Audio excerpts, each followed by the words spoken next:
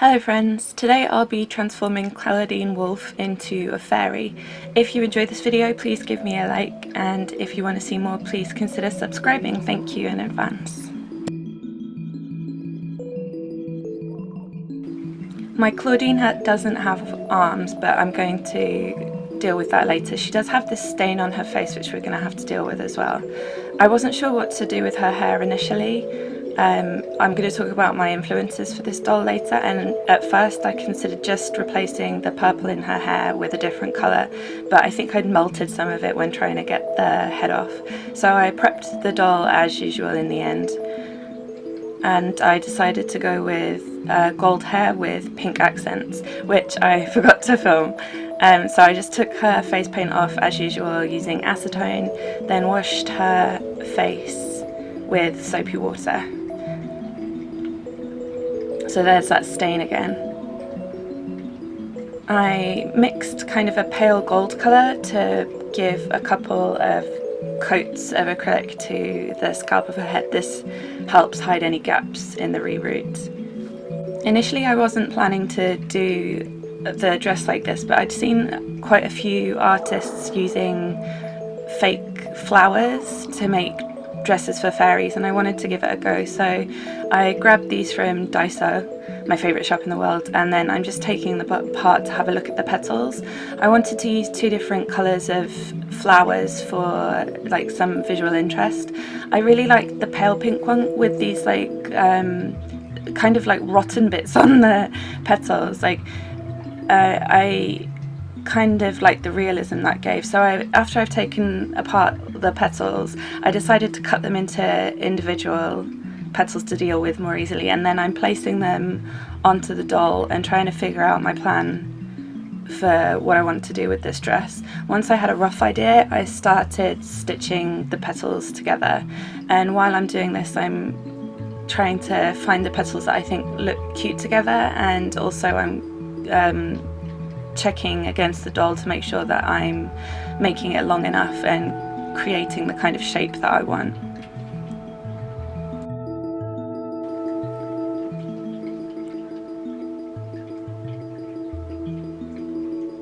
I decided that I wanted to use these leaves in the dress as well. I thought that would add some interest, and I did actually consider putting it this way around. I at first was working with it the other way around and then did check it to see what I thought, but I like the poofiness that it's given here. So again, I'm just checking that I'll be able to achieve what I've visualised. I sewed the petals to a ribbon because the petals are a little bit fragile. This means that they'll be a little bit more stable, and it gives me something to sew a snap onto later. I'm using Fabri-Tac glue to attach the petals to the top of the skirt so that I can avoid having visible stitches.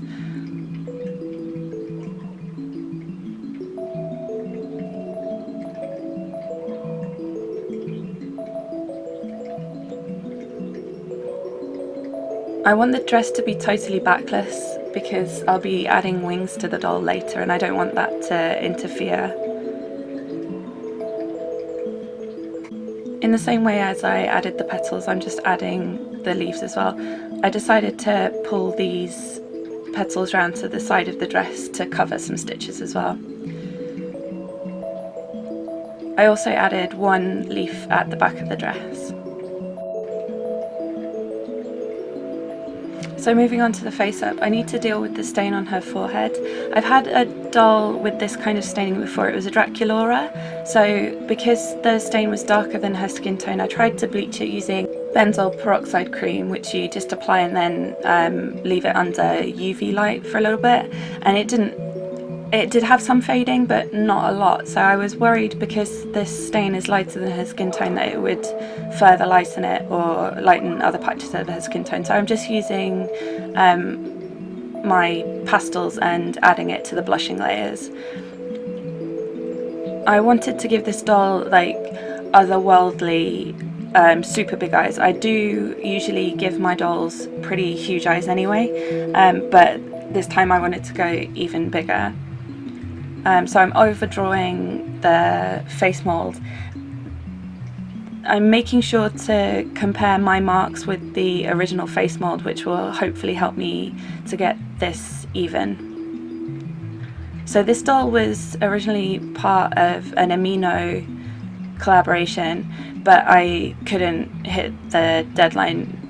Like at the end of the last year, I think I was taking on way too many dolls, and my speed is not consistent with dolls at all. But I had her rerouted and Mr. Super cleared ready for ages, and she was just kind of shelved like so many of these other dolls, and I decided that I wanted to kind of change my ideas and come back to her. So this Amino collaboration was based on semi-precious stones, and the stone I chose was fuchsite, which is also known as chrome mica. Originally I was planning for her clothes to be completely green, but after trying quite a lot of things, I decided that that was the reason for shelving her this time. I decided to do this petal dress. So rubies are sometimes found in fuchsite. Oh my god, that name, I'm really sorry. If I ever had a chance of being monetized in my life, it's gone now. But yeah, so rubies are sometimes found in the stone, so that's why I wanted to bring in the pink tones. Rather than red, I definitely did want to have pink and purple. I wanted to do her eyes kind of yellow, but I accidentally added too much green, but I don't mind how they turned out in the end, actually. So when I was starting the doll, I always do quite a lot of research, as you know, so this was probably a lesser research doll, but I had a look at the kind of, crystal healing meanings of fuchsite, and so there was things like wellness and renewal, but also it's known as the fairy stone, so that's why I decided to make her a fairy in the end. One thing that I was doing at the same time as making this doll was watching a lot of Robert Walsh's videos. I'll link him, and he's a makeup artist, and he does quite a lot of reviews of influencers and often talks about contouring, and that was really helping me to kind of create the face shape that I wanted for this doll. I kind of gave her a bit of a Caucasian highlight and contour because this is the first person of colour I've done. I didn't want her to be white, so I was trying to be true to like what I wanted the doll to be, but I just don't have enough experience to really create what I wanted. So I'm trying to create really glowy, otherworldly eyes still, and I'm going over with layers of pencil and pastel in greens and yellows.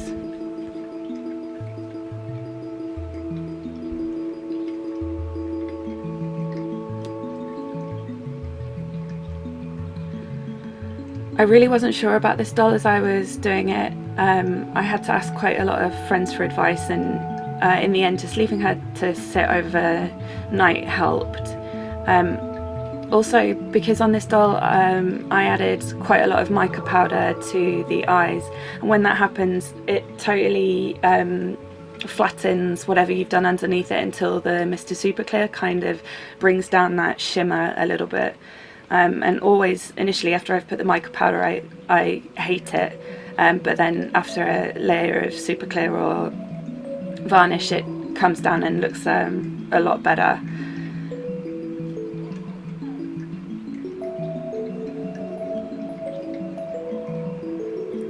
You can see in the bottom right hand corner where I'm floating into frame a little bit. I'm wearing reading glasses, so a friend recommended that I buy like flip up magnifiers, but I find them really uncomfortable.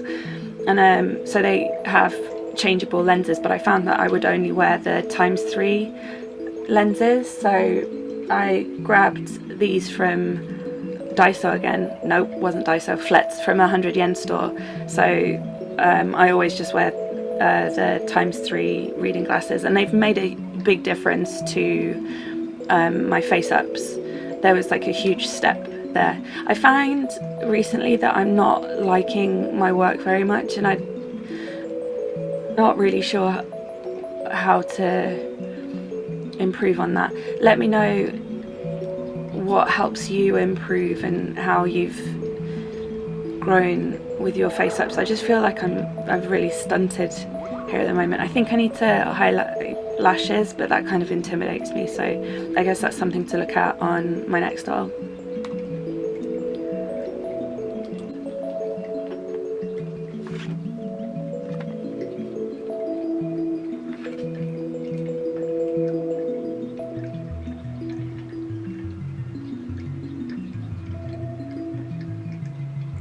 When I showed the wings I made on Instagram, quite a lot of people asked me how I did them, so I'm going to try and explain as best I can. I found a video on YouTube, which I'll link below, but here's the explanation for how I did these ones. I wanted cicada wings because at the time my cat kept bringing cicadas into the house, and their wings are really quite beautiful. So what you need to do is find an image of the type of wings you want, whether they be cicada or like dragonfly, put them into image manipulation software, and then clean up the edges, add anything you want. For example, like I added the pink here, and then mirror them so you have left and right wings. So I have the pair for the left and the pair for the right. Then you need to print it onto printable overhead projector film, which I'll link below as well. Then I'm going to use a dotting tool to kind of add 3D dimension to these. So I put the wings on top of some felt so that I have something to press into while I'm using the dotting tool. And working first on the shiny non-printed side, I'm going to kind of etch and press into the wings, which will give them which will stretch them a little bit. So you can press quite a lot harder on the printed side than you can on the non-printed side, because you will start scratching the colour off of the non-printed side.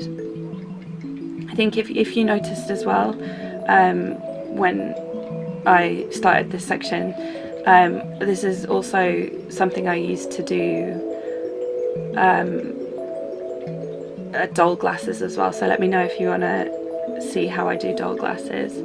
But yeah, so I'll just show you with one wing. So working inside the veins and trying to not go over the veins, I'm just like etching out each section, and then once that's done, I'm going to do the same on the other side. I'm just being careful to be a little gentler on the printed side to make sure that I don't scratch off the print.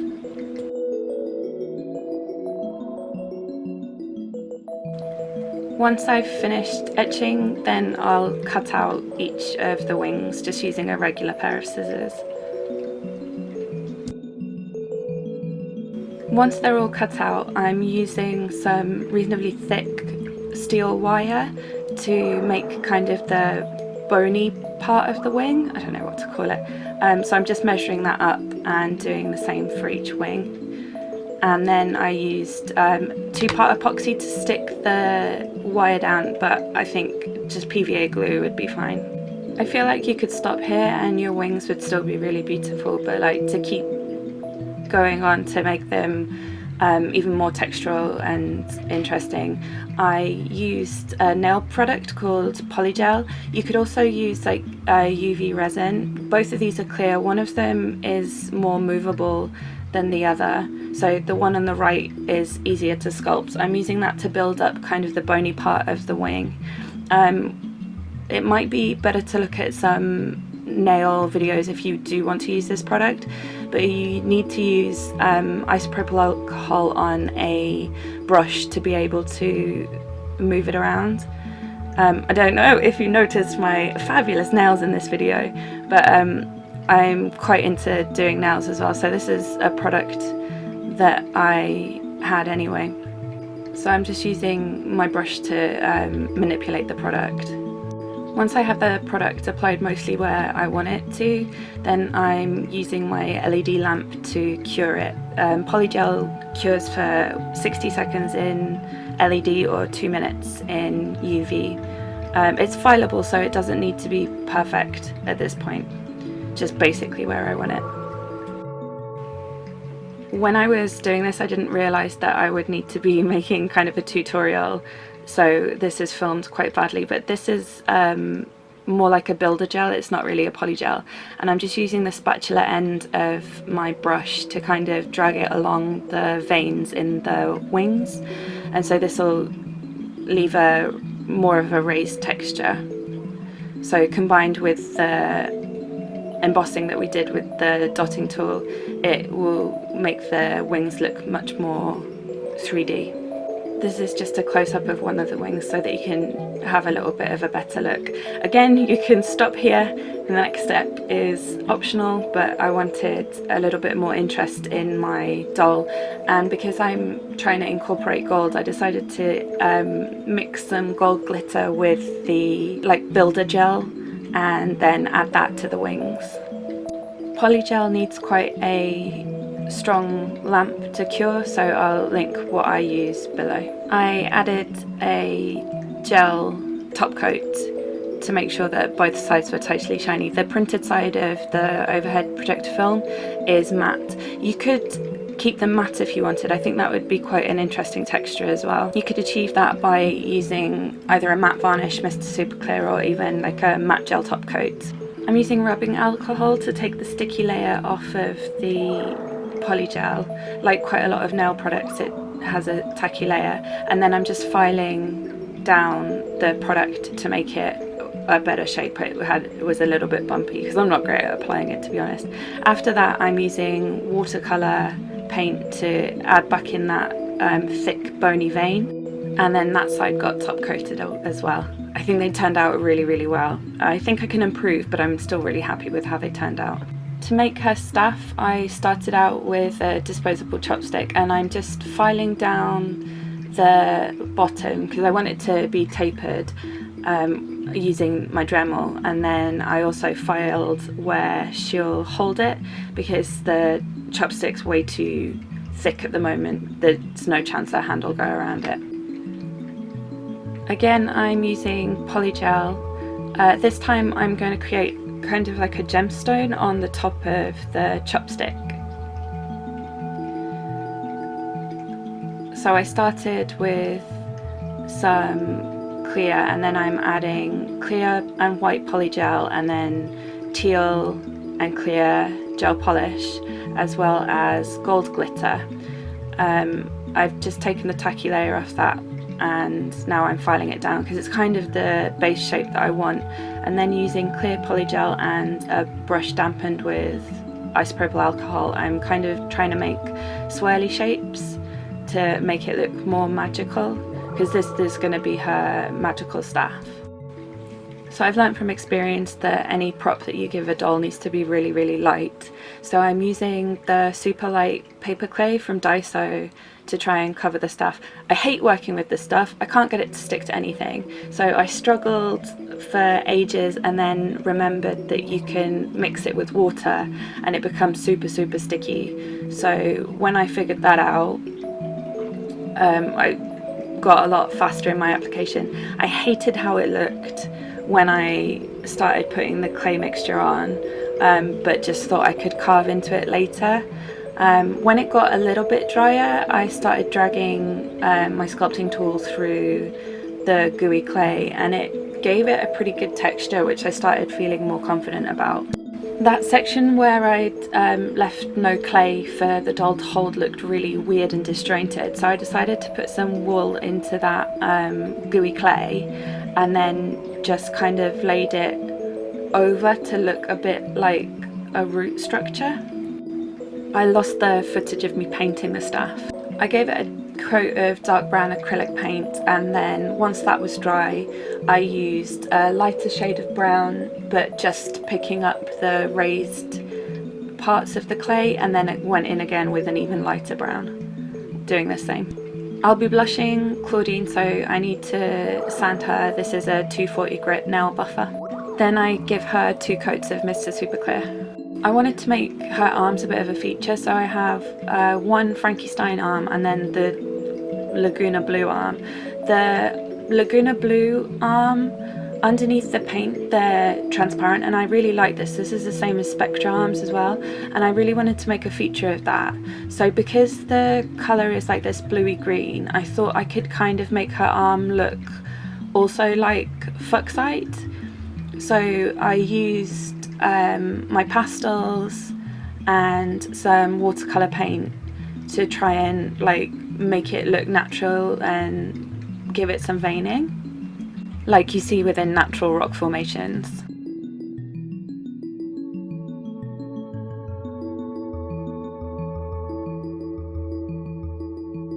And then with her other arm, and to kind of blend the connection between her Fuchsite arm and her body, I decided to paint them gold, because often with semi-precious stones you either get veins of gold in them like within lapis lazuli, or they're found near gold like with quartz.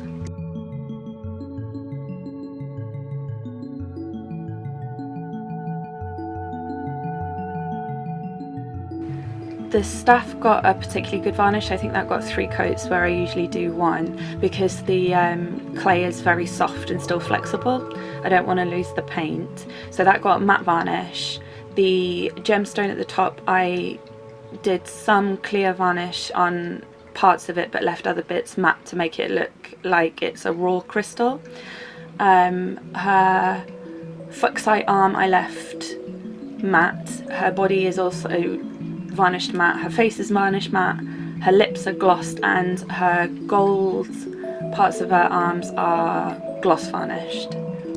If you follow me on Instagram, link below, come follow me, you'll know that I crushed my stall, so at this point I was having to stand to use my desk. I really wanted to finish this doll. It was so frustrating having the doll close to finish but not having a workspace.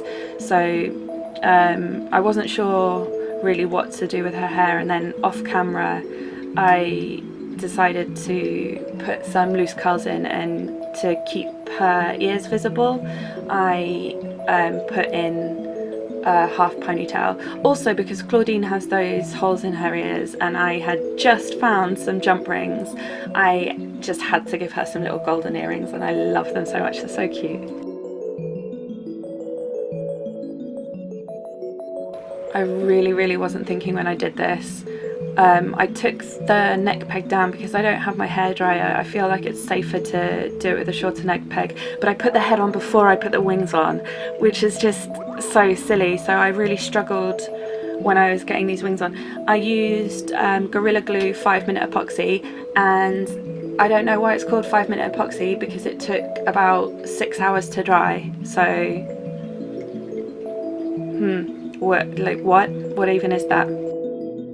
Don't like 2-part epoxy. I hate 2-part epoxy. This project made 2-part epoxy dead to me. No, I don't like it. You know my battles with glue. I have 15 types of glue, and at this point I do not know where to go with glue. Help me. I don't know. I wish I'd set it with just more polygel. Seriously. 2-part epoxy was the bane of this project. So after they were set, I dressed her and we went out for a photo shoot.